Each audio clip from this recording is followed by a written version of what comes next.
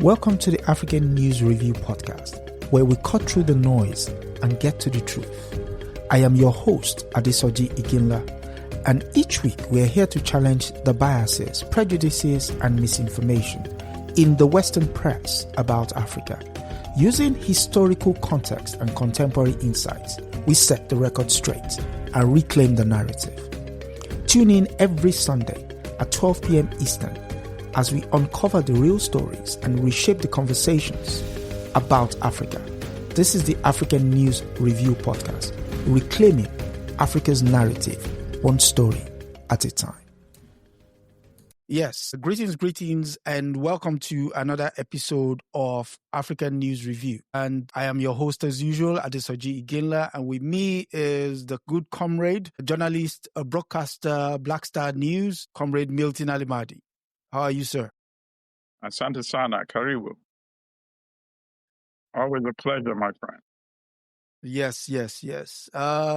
You were on the Majority Report doing the good work of giving the world a snippet of what the African reality of an experience is. Other than that, what has been the highlight of the week in terms of news? Well, first of all, I want to say they were doing sort of a tribute or Majority Report on behalf of Michael Brooks, So they had people that used to interact with him, people that used to be on his show, the Michael Brooks show, to give a recap and what were the type of programs that he liked discussing. And, Michael was, just very fond of the history of Thomas Sankara. And so that's why they had me on. And so may Michael continue to rest in peace with the ancestors. Yeah, I share.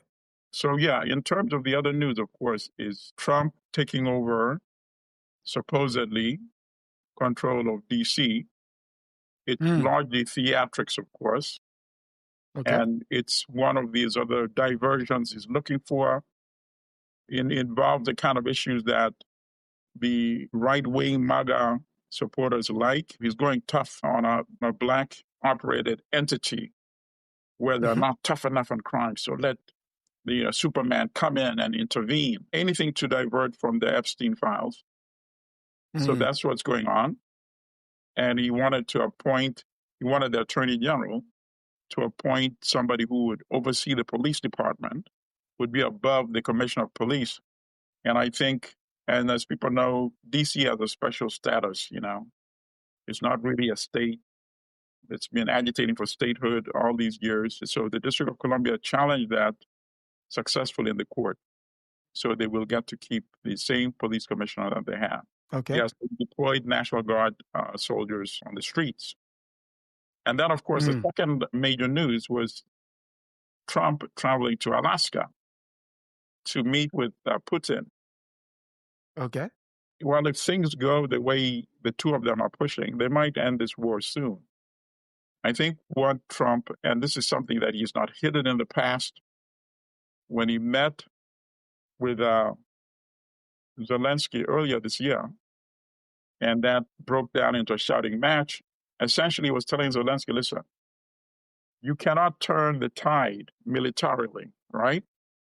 So what you need to do is just agree to a ceasefire and peace deal and let the guy keep the territory that they've seized so far. So we're back to that same spot again.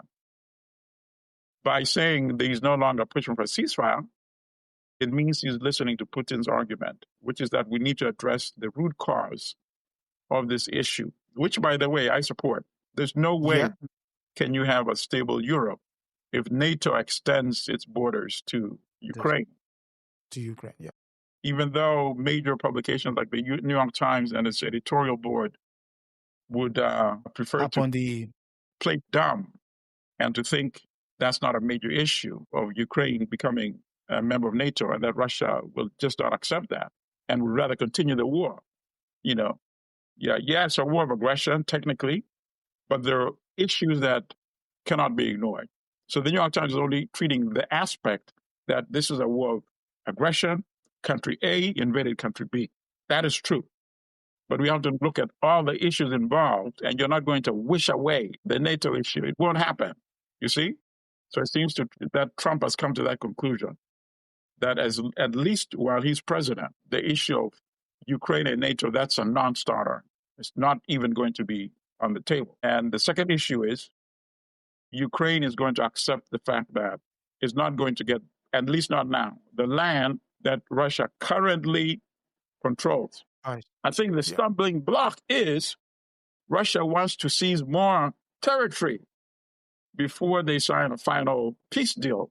And that, I think, even Trump would find that difficult to sell. So I think that's why they did not conclude something on Friday when they met. And the issue of Russia wanting to seize more land not been on the table, I think they would have agreed in the absence of Ukraine. Because Europe cannot sustain Ukraine's defenses without the United States. Okay. So over here, the fallout has been last week's protest, where the proscription of a group known as the Palestine Action have been making the rounds. People who are conversant with the news over here would have learnt that in the course of last weekend, last Saturday, about 534 people were arrested. Now, the fallout of that... The same protest by the elderly? Yes. Okay. By the elderly. So the fallout of that now is they've slated another protest for the first Saturday in September. They're seeking 1,000 people to come out and be arrested. Meanwhile, the law that prescribed that organization is going through a judicial review, because what happens here is once it's challenged, it will undergo that as a matter of fact. But while that is still going through that process, the people are on the street testing the veracity of that law. And so the police are having to appeal to people to, almost please don't get arrested, because it's not a good look. It's not a good look, arresting the elderly. But the fact that the elderly have come out and done that meant that protest has taken up a life of its own now. So you now have just only the young people out there during the long protests in the course of the weekends. You now have the elderly getting arrested, coming out and basically saying, you know what, you're going to have to arrest me. So... yeah, we need to have some of that here. Well, if you do, I'm sure, we need probably to have that will elderly move the needle. Yeah, let's see if they come and kick and beat and drag the elderly. We need to see some of those scenes. Yeah, probably, maybe, that will move, So speaking of that, we're talking about the idea that something that was started during the colonial era of the British mandate in Palestine. The fallout is what we're now dealing with in 2025. And harking back to colonial times, but this time across the channel, I'm talking about specifically the France. The first story for today comes from the German news outlet, Deutsche Welle. And it's that Mr. Macron has weighed in and said he has acknowledged French colonial repression in Cameroon. And the lead reads, French President Emmanuel Macron has acknowledged the violence committed by French troops in Cameroon fought for its independence. It comes as African leaders reassess France's ongoing presence on the continent. And it goes a bit further. It says French Emmanuel Macron has admitted the country's used repressive violence in Cameroon during the 90s as the West African nation fought for its independence. In a letter sent to Cameroon counterpart Paul Biya last month, Macron acknowledged the actions of the French colonial troops. This comes following an official report commissioned by France in 2022, which found that France used mass force displacement, pushed scores of Cameroon into internment camps, and supported militias known for their brutality, with the purpose of battling the country's aspiration for independence. Initially, in light of what is going on in Gaza, what do you make of that? Well, I mean, it's Because very you can see disingenuous. parallels. It's a very disingenuous story. I mean, why are you talking about the past when France is still committing atrocities in Cameroon today? And the article, they can't be that ignorant. They must know something is going on in Cameroon, right? True. Yeah. There's a fratricidal war that pits the side that is English speaking versus the side that is French speaking, which is fully supported by France and by French companies and by the French government. So why is the article failing to make that obvious connection and going with the spin of France that these issues are issues of the past and we can debate it? It's not mentioned in the article, of course. Should we discuss compensation? Is compensation legitimate? These things happened a long time ago. Should an apology not be sufficient? All that is pure propaganda when you are witnessing people being killed as we speak right now in Cameroon. So I think it's one of the most disingenuous articles that I've ever seen. Of course, France needs to acknowledge those crimes, needs to apologize for those crimes, needs to compensate for those crimes. They killed specific leaders. They committed massacres in specifically, all of it documented. So it can actually be quantified. Like if you go to a court of law and you go to civil after there's a criminal trial and you're found liable for the deaths of people, I mean, you're responsible. And you can be assessed, monetary assessment against you. So why should that not be the case with France right now? The lives of those people are less valuable to the French. The lives must be valuable to somebody, otherwise you would not be talking about it today. You would not be acknowledging it, right?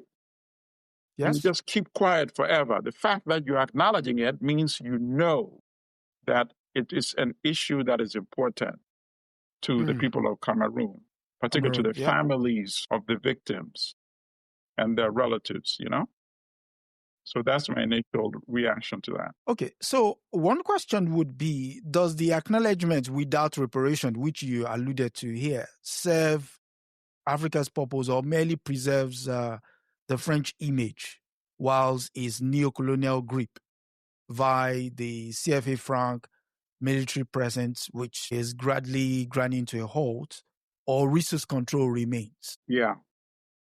I mean, I don't even know what to add to what I just said, to be honest with you.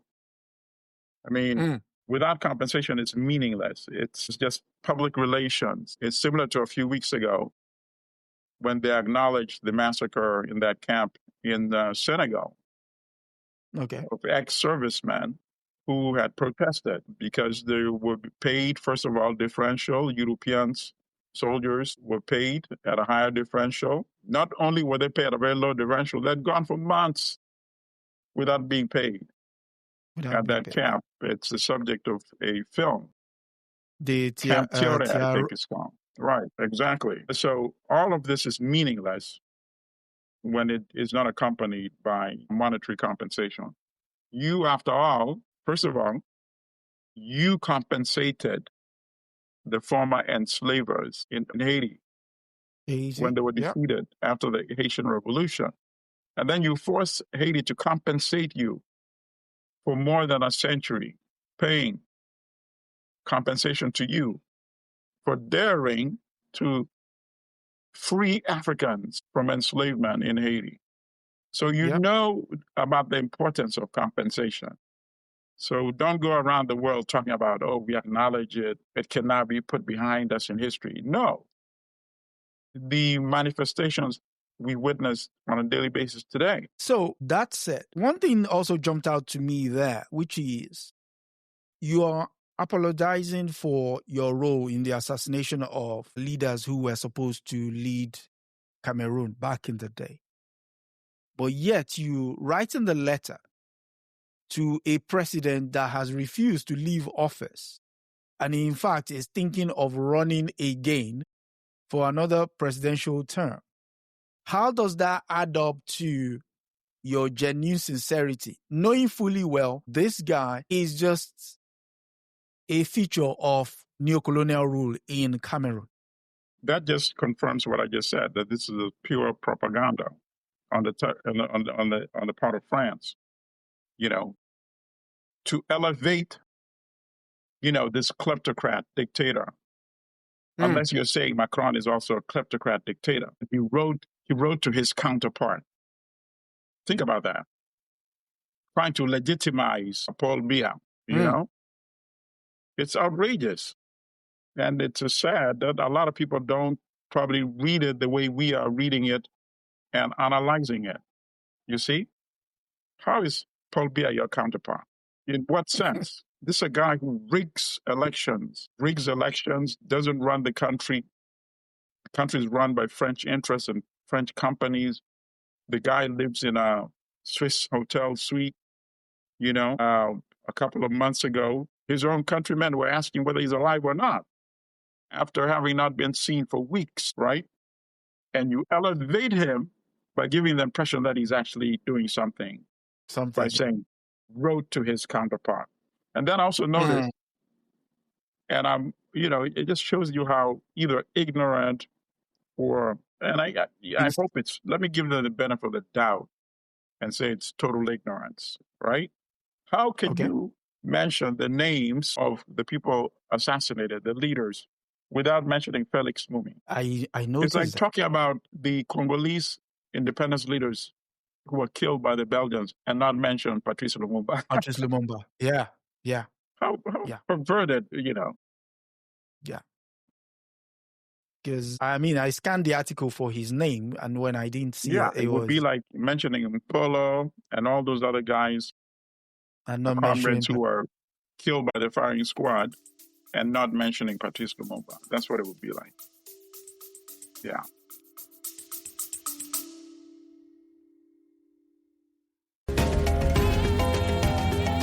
Just taking a quick break here on the African News Review podcast, but don't go anywhere.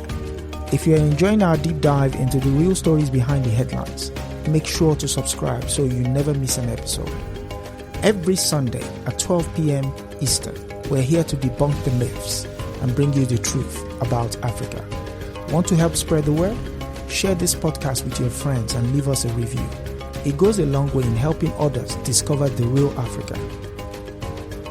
Without further ado, let's get back to setting the record straight.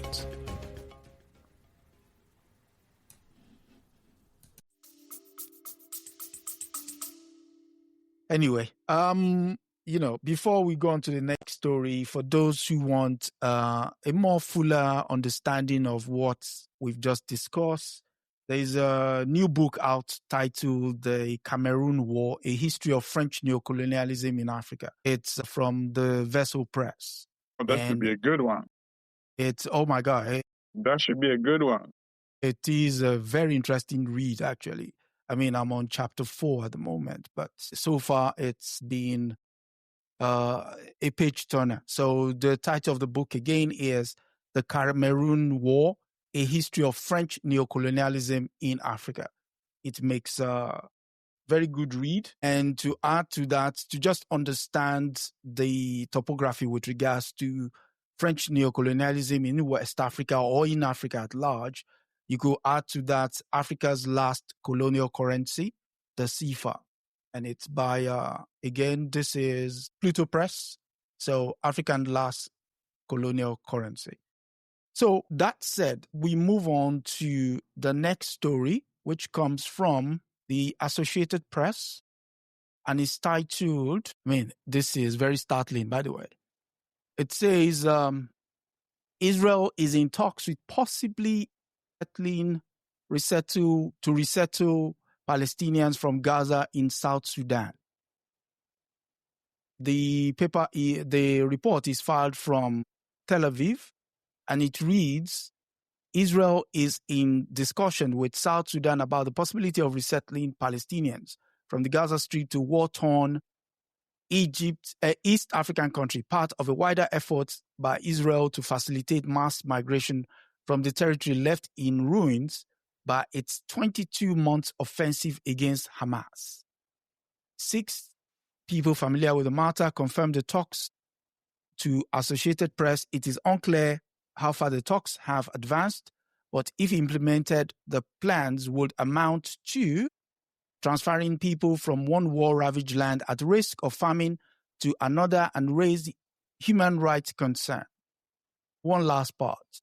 The Prime Minister said he wants to realize U.S. President Donald Trump's vision of relocating much of Gaza's population through what Netanyahu refers to as voluntary migration. Israel has floated similar resettlement proposal with other African nations. I think it's the right. I don't even want to go there. What is there to be said? Well, you see, that's the danger, right, of having an African country that is normally independent, but it's not functional. It does not exercise sovereignty and it's not functional. And I suppose these are some of the things that Nkrumah was warning about in his book, Colonialism, The Last Stage of Imperialism. The dangers of having these balkanized, tiny countries that individually amount to nothing but problems, but only collectively could become the solution. I mean, obviously, anybody who reads this story understands that this can only happen in a weak African country, right? And they know that global readers have a certain perception of Africa, right? And Africans. And a dysfunctional state, weak, desperate for money, and willing to do anything for money. Accept toxic waste. Accept use clothes. People that are being forced away from their national homeland, right? And essentially collaborate in this genocidal campaign against the Palestinians. That's what you're doing. So whether you're accepting the live ones, the fact that they're being ejected as a consequence of this genocidal campaign, it means you are aiding and abetting in genocide, whether you like to see it that way or not. That's what it is, right? And it's so, it's very pathetic in a very sick way that there are people who are the victims of an extermination campaign by the Nazis, right? Who are forced out of many European countries by the Nazis, right? Yep. And now executing the same kind of policy against another marginalized people. But what I might say is this, and this is a problem that it can't happen. I like many years ago when the United States was trying to find, and we discussed this in the past, a permanent home for Africa on continental Africa. Right now it's located in Germany because Germany, Stuttgart, no Germany. African country would accept on its soil. They may have U.S. bases, but not a permanent African base. And Liberia was entertaining a U.S. request. And Nigeria, a country in the region, said there will be consequences. It's not going to happen. And it never happened, you see? So we need that kind of attitude. But look at the neighboring countries. Uganda, under corrupt kleptocrat Museveni, and I saw his imbecile son supposedly tweeted something saying Uganda, if Mzee, referring to his father, accepts it, Uganda might be willing to accept ejected Palestinians as well. You see? So that's the attitude you have. So hold that thought. Look at Kenya. Kenya, Ruto loves money. Yep. You see? So you don't have, Nigeria with all its many faults, occasionally has intervened in major events in Africa's history. With all its faults, all the multiple regimes, Nigeria was consistent, for example, when Africa was fighting against apartheid. It didn't matter which government was in place in Nigeria, whether it was General whom, all of them were on the same page when it came to supporting that cause. I'm sure every politician was on the same page when Liberia was talking about accepting Africa. Unacceptable, right? So we need to have that kind of attitude to let South Sudan know that this will not be tolerated. But sadly, we don't have a principled government like that right now. Okay, so, I mean, you raised the issue of sovereignty. There is obviously cases of this having happened in the past on the continent. And by that, I mean, you had before colonialism set in, 1652 with the Boers in the Afrikaans. You had the coming of the Indians who were brought in by the British into Kenya and Tanzania. And obviously the returning soldiers from the First World War who then displaced people in Kenya. So I'm essentially talking about settler colonialism. Now, here's the problem.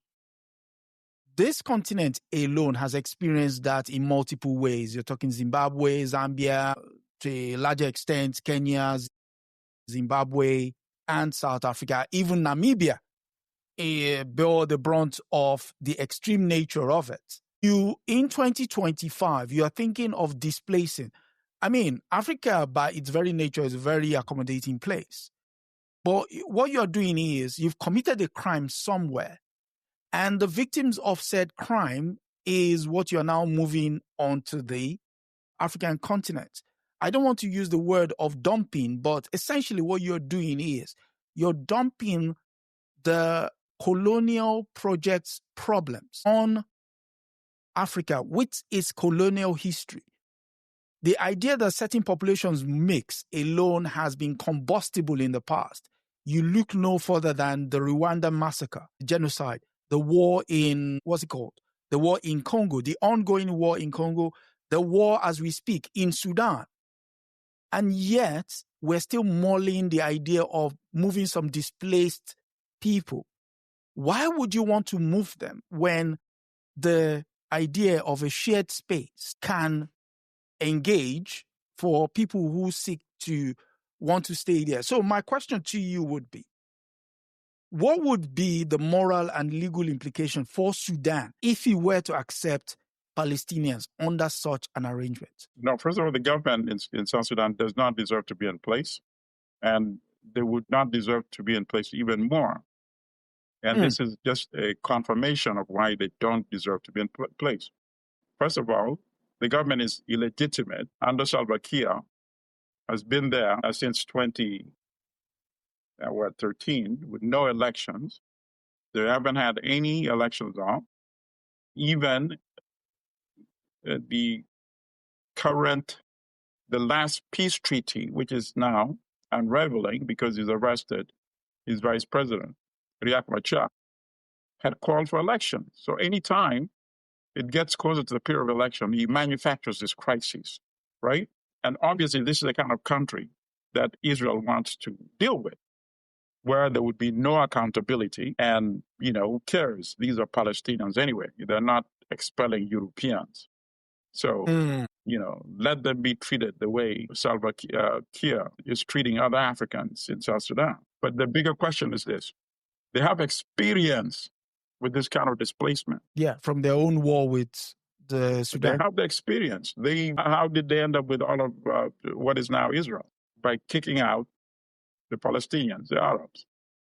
So it's an extension, continuation of what happened with the original displacement, the original Nakba against the Palestinian people.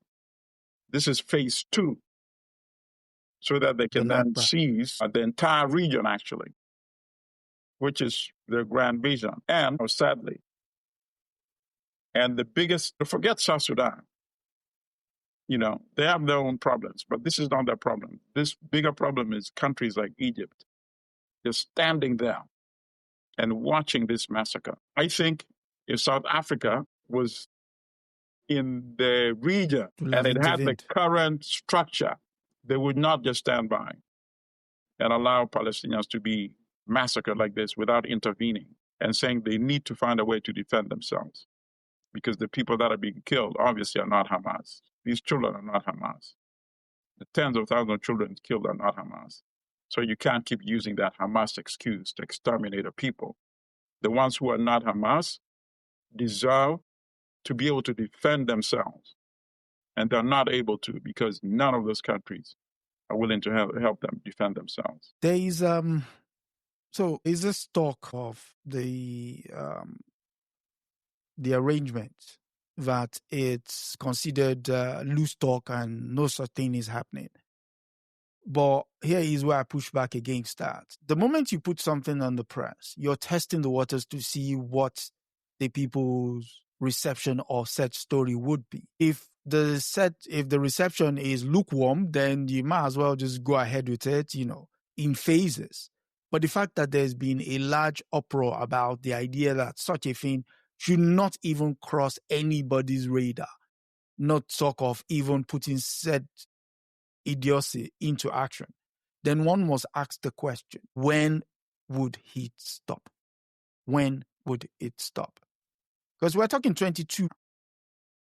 We'll stop after they kill all of them. They're starving them to death right now. If this continues, then they would have found their own version of the final solution against the Palestinians. They're starving them to death. If nothing happens and there's no intervention, eventually all of them would die of hunger, So the issue of relocating them would become a moot issue, you see? So that issue is another, it's just another disguise. Talk about it while you continue exterminating them by starvation. Remarkable that we're living and watching it. What exactly, in living color as well, live streamed, what would you say the press role, the media's role has been in this debacle? Well, you have to distinguish with which media you're referring to.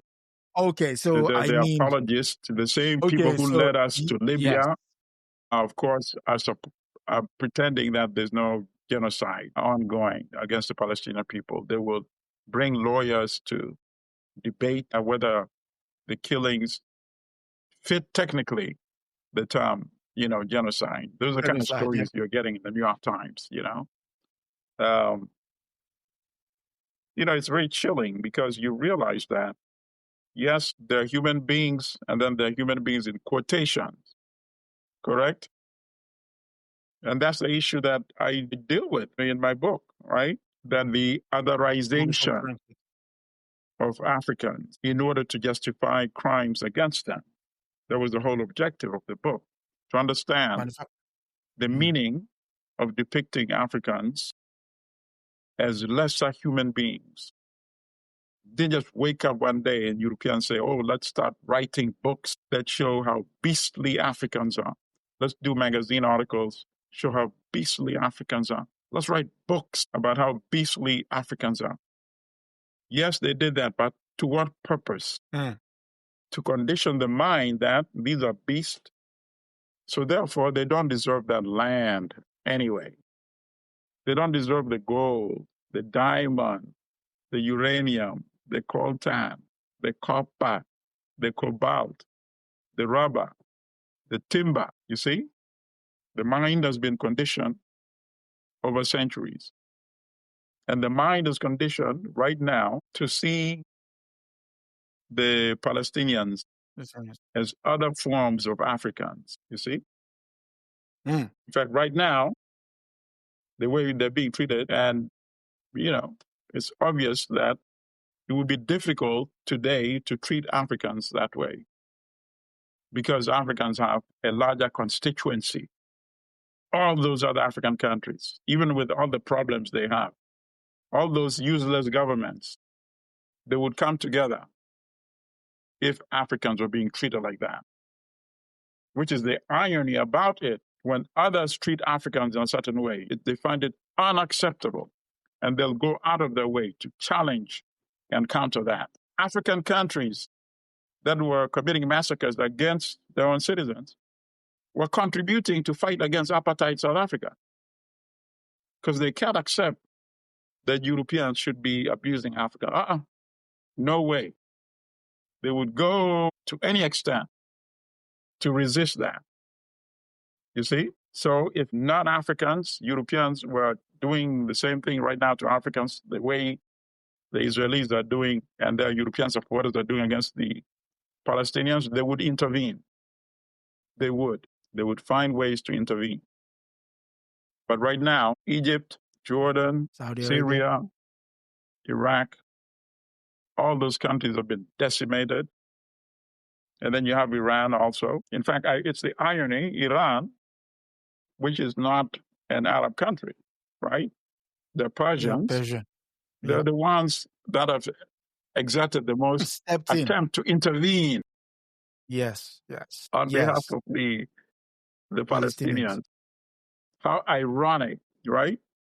And then you have South Africa, all the way in Southern Africa, also intervening with the court actions, and the strong statements and the denunciations, So that is why, unfortunately, Palestinians are in a major predicament. I mean, obviously, it helped the protests by conscious people in other European countries, in Britain, here in the United States. That has helped. I think otherwise, by now, they would have been totally exterminated.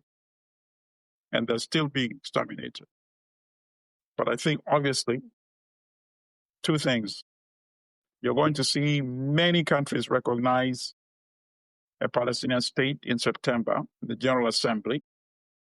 And then number two, I think it's going to have long-term consequences vis-a-vis U.S.-Israel policy.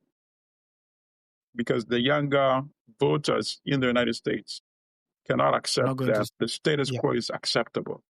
So this blanket support, I think, is going to be very difficult to keep it going in the United States. When I mentioned the media, you rightly pointed out the role the likes of the New York Times has played. I mean, a cursory look at their headlines just tells you that it's almost as if you have two equal combatants rather than someone resisting occupation. Right, and they know it too, and that's a sad thing. They know it and do it because they know that the other side has a stronger constituency. Correct? Correct. While the Palestinian Africans, and let me call them that way because that's how many Europeans see them. Whether the Palestinians see them less than. Whether the Palestinians object to this, me designating them that or not, that's immaterial. In solidarity, but for purposes of analysis, they're Africans in the minds of many Europeans. And that is why the suffering and extermination is being seen as something which is acceptable. You mentioned the culturing of the mind, the curating of the mind so that whatever it is that's done to them is eventually acceptable. The late Colombian professor, Edward Said, in his book, Orientalism, goes in depth into explaining how the European mind has been trained to see Arabs as savages and what have you. So when you bring them into the African fold, it speaks to what their minds have been phrased to. What's his name? Winston Churchill would describe Arabs as beastly people. I mean, we could go down the list of the European greats and how they describe the Arabs. So thinking that after what the pogrom that happened in Europe in the 1930s, you would expect that people who welcomed you into Palestine will be accorded respect.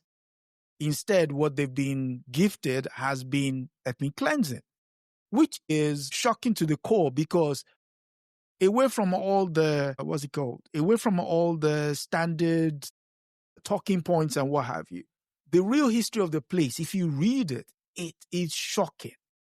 The injustice alone is it's incendiary, if for want of a better word. A final thought from you on this is? First of all, it's not shocking at all. It is history, what we've seen in history. But before I address that, on the issue of Edward Said, before my book was published by Kendall Hunt as Manufacturing Hate, much, much earlier, I had a self-published version called Hearts of Darkness, how white writers created the racist image of Africa. And I remember I sent an autographed copy to Professor Edward Said. I think about that time he was already getting, very sick. So we never got to meet. And then a couple of years later, I'm doing research because Columbia has a Edward Said collection at the main library, a low library at Columbia. So I was in the Said room, going through all those books. And then I was just randomly going through the stacks of books. And lo and behold, I found a copy of the book that I had autographed and sent to him. No. It's in the Said collection at Columbia University. I said, wow, I never got to meet him after I sent him the book in person. But here it is, part of his legacy now. Now, in terms of the shocking, it's consistent with what they've done.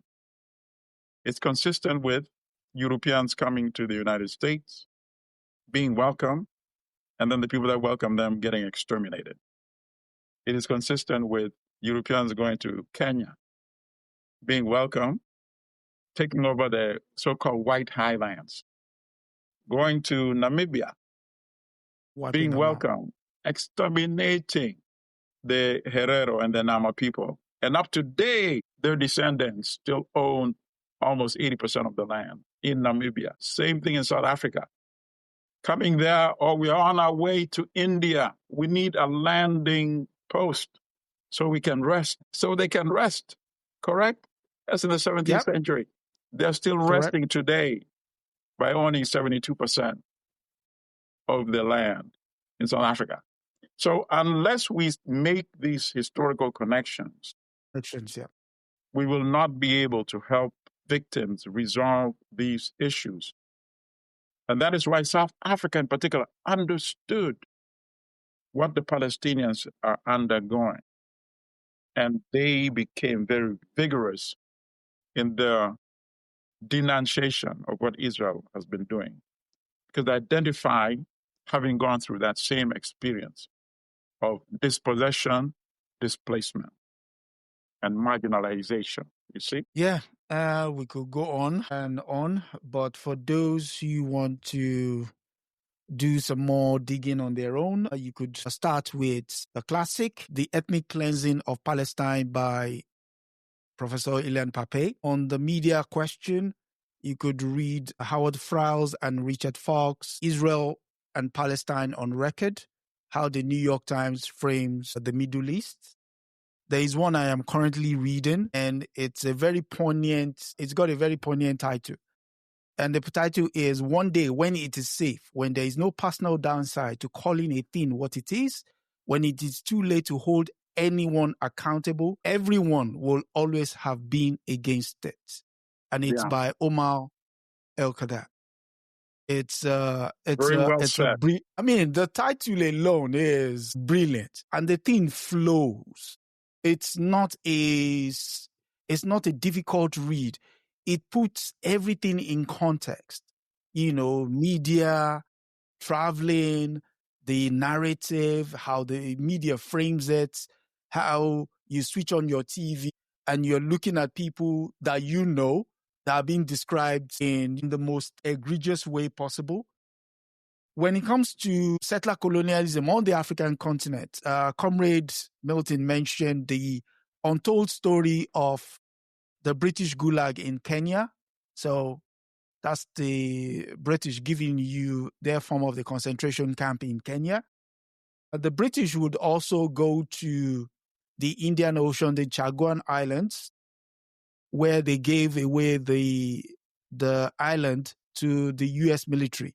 And it's in this book by Philip Sands, is titled The Last Colony, Philip Sands. So all of this stuff, like the good comrade said, is available to understand once you connect the dots that this is part of a larger problem rather than an isolated case. Yeah, and for them, it's not a problem even. For them, it's part of the agenda, you see? Yeah. It's never been one where they have decided, the problem for them is getting caught. is once they get caught, they would then trump out the usual stories like we look at this with concern, with deep regrets, and their usual platitudes that is supposed to soothe you for a while they continue what it is they're doing. Right. And hopefully... And people need to understand more about the economics behind it, you see? Yes. I mean, that region is, it's like Africa, really. Even Saudi Arabia. They may have the petroleum wealth, but they're powerless because they import everything. Mm. You see? Yep. So they will never be allowed to industrialize as well. Never. So in that sense, they're like producing cocoa and coffee and tea. Definitely, they earn a lot more revenue because of oil, bouncing between $75 to $100+ a barrel, right? Depending on the circumstances. But where does the money end up? Back to the Western institutions, in their financial establishment, or by importing physical goods, importing intellectual goods, importing construction companies, engineering companies, you see? Yeah, they will never be like independent, like a German autonomously independent economy, or United States, or Japan, you see, or China, you see. And there's also the part where I believe you shared a clip with me in the course of the week by Dr. David Hicko, the author of The Divide, where he talked about how Israel itself is used as a beachhead for the Western's imperialism about making sure that the Arabs do not control their resources. So we should also see not just as settler colonialism, but also as a neo-colonial project in itself. That it's important to understand that the position that Israel plays there is one of a destabilizing force. I mean, it's basically gone to war with everybody, every of its neighbor. And now they're signing what it's known as the Abraham Accords of peace. But, to quote the word of the great Palestinian writer Hassan Kafani, who said, when you talk peace with Israel, you're effectively talking surrender. So, yes, I mean, we continue to watch this situation.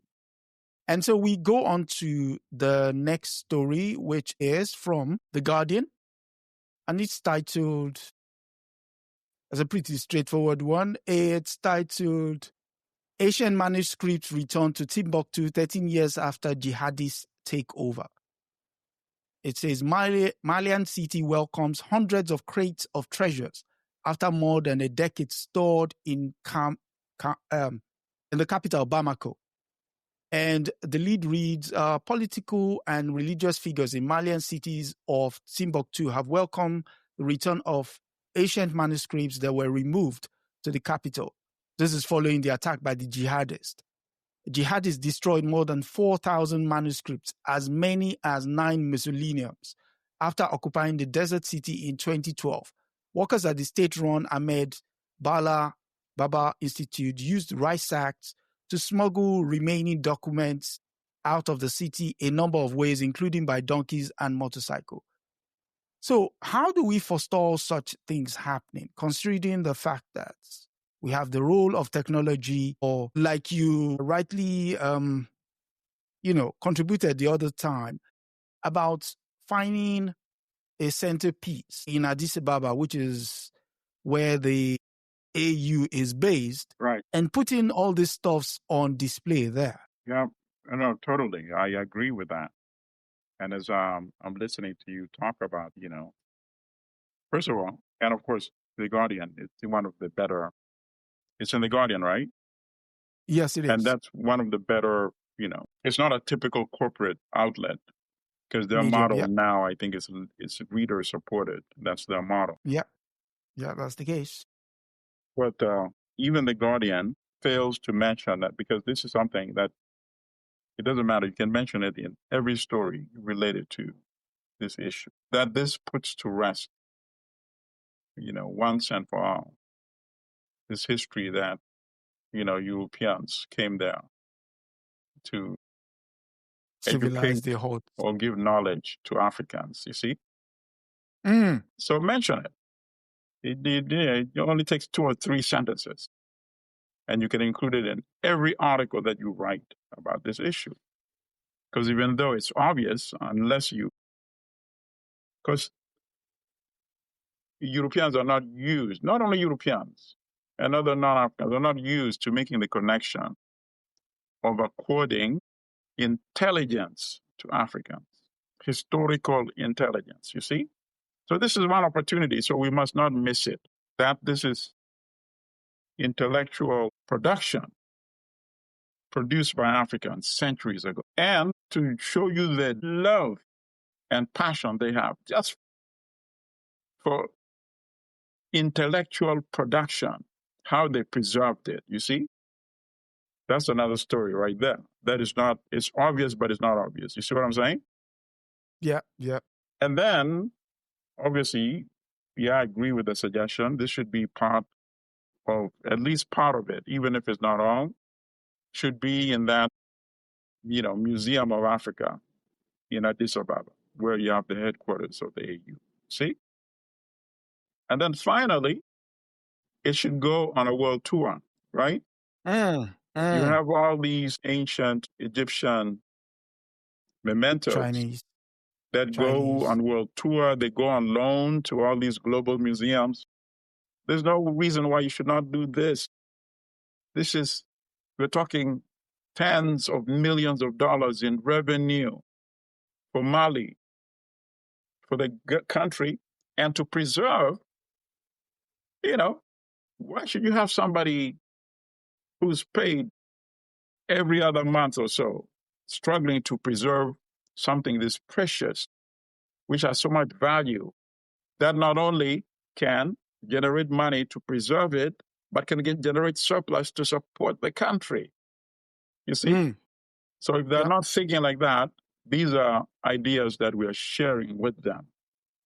Their ministry or whatever handles this, antiquities or culture, heritage, or the heritage ministry, what have you.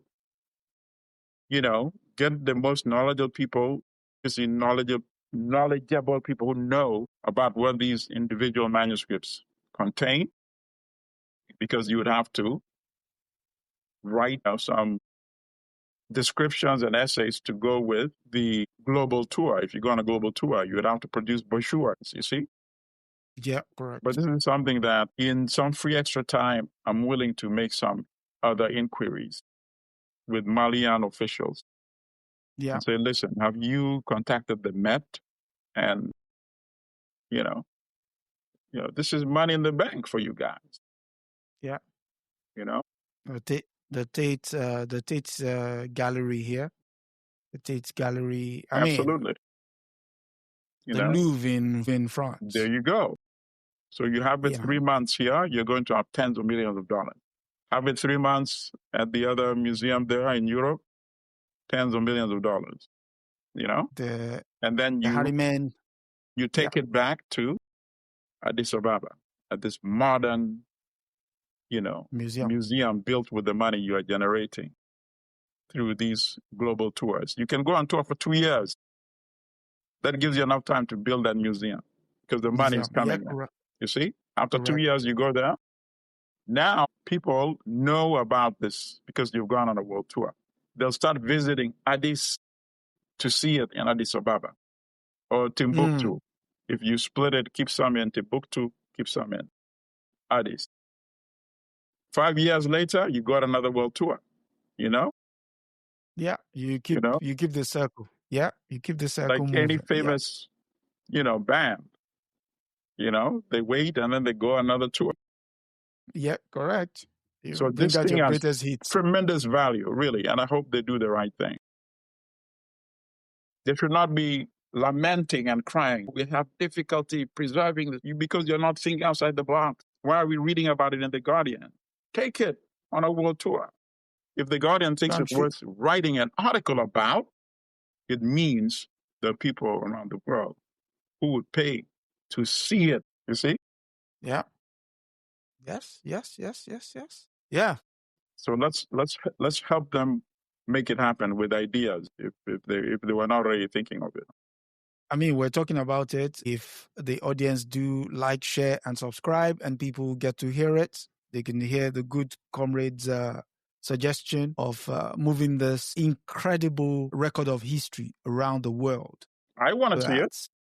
You know? Of course, I will go and see it. I want to see it. But if you brought it here on a tour, it's easier for me to go see it than to travel to Timbuktu. To Mali. You see? Yeah. Where the same story, by the way, I think they're talking about the infrastructure challenges and all that stuff. You know. I mean, you get people to think outside the box. That's what we need to do.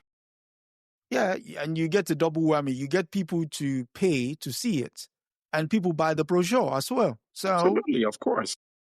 You know, with elegant pictures and what have you, big, massive, you know. Yeah. So that said, we come to our final story for the day, and it's from the BBC, and it reads: Abducted Ugandan student jailed over anti-Museveni TikTok video. Yeah. That's a Ugandan university student who mysteriously went missing 2 months ago after posting a TikTok video that harshly criticized President Yoweri Museveni's leadership has been jailed. Elsin Tumwine disappeared on 8 June, sparking accusation from opposition figures and activists that he had been abducted and illegally detained by military agents. But it reads, he is alleged to have doctored a clip of a parliamentary speaker's response to a general apology Museveni issued in May to the Baganda people, Uganda's largest ethnic group, who formed the traditional Buganda kingdom. Over the Museveni's nearly 4 decades in power, relation with the kingdom and its monarch has at times been strained. The kingdom has no political power but remains influential. Human TikToks accused the 80-year-old president of not apologizing for other things during his time in power. I mean, can you imagine? You're being jailed for that. Yeah. Over to you, sir. Well, you know, it's sad that, and I'm glad that you brought up this article. I hadn't seen it. Obviously, I'm going to go later on online and excoriate the BBC totally. I think I gave them a good beating with the propaganda in Rwanda when they were trying to ignore that M23 is actually essentially part of Rwanda's regular army. Yeah. And I think after one straight week of beating them up, I think I started seeing that it got their attention. I'm going to do the same thing with Uganda. First of all, you're saying this guy has been there for 40 years. Why are you referring to him as a president? That's the same thing like, what was that other publication that said Macron the Dutch Vella wrote to his Cameroon counterpart, Museveni was their prime minister against Starmer. Yeah. Against Starmer. So they're counterparts, right? One guy you have who is elected can be kicked out at any time by the voters. One guy who you're reading about him torturing a student who criticized him on TikTok.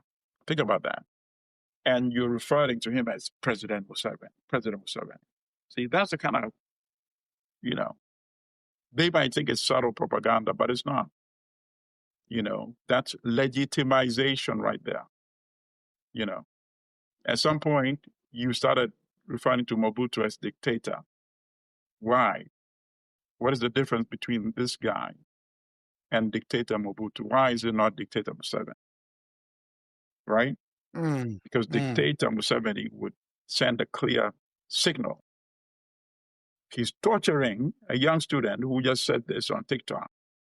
That, okay, you gave a half apology. You haven't apologized for the genocide in every part of the country. There's been massacres in the east, in the west, in central, and particularly in the northern part of Uganda, where, there's a documentary there, Brilliant Genocide. Anybody just Google a brilliant genocide and go to YouTube and you'll see that documentary. But for the BBC, it's President Museveni. So you aid and abet this thing you're writing about. Now you're showing suddenly are you really critical that in fact this student was tortured, made to apologize, ask for forgiveness, and then still get sentenced to 3 months after already being tortured, right? And you refer to him as President Museveni. On many levels, we can analyze that. Apologia, you're an apologist for the regime. And it also shows the kind of your perception of Africa and Africans, right? Yeah, this is just a typical thing that happens in some other African country. It's normal. It's normal because you normalize it. You think Ugandans like that? That a young person a student at the leading university, Makerere, can be arrested and tortured just because he said, oh, by the way, you didn't apologize for so many other things that you've done, which is 100% correct. And that's normal. And that goes back to that. It's in Africa after all. It's in Uganda after all. You may see it that way, but we as Africans don't see it that way. And we'll always call you out on it. And some of the points are made right now. I'm going to go back on social media and make the BBC.